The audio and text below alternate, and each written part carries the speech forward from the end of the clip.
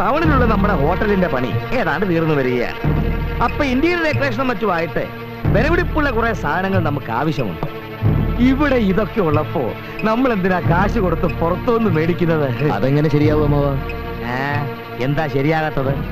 ഈ കണ്ട ത്യാഗമൊക്കെ സഹിച്ച് നിന്നെ ഇവിടുത്തെ റിസീവർ ആക്കുന്നത് എന്തിനാണെന്ന് വിചാരിച്ചു? സർക്കാരിനെ നക്കാപ്പിച്ച സിറ്റിംഗ് ഫീസ് മേടിക്കാനോ?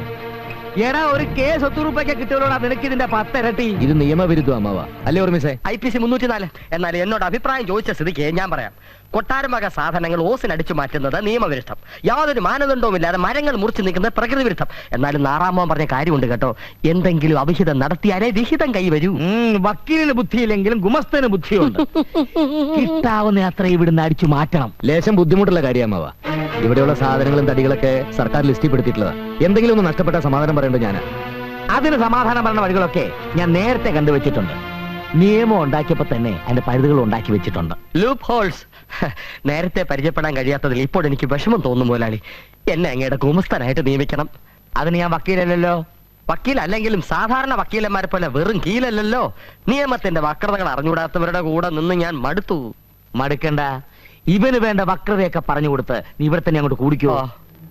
അനന്ത, ആദർശം കൊണ്ടൊന്നും ജീവിക്കാൻ കഴിയില്ല. ഇല്ലാത്തവന്റെ മുതലൊന്നും അല്ലല്ലോ, സർക്കാരിലേക്ക് കണ്ടുകെട്ടി പോകേണ്ട മുതലല്ലേ. പോയിന്റ്.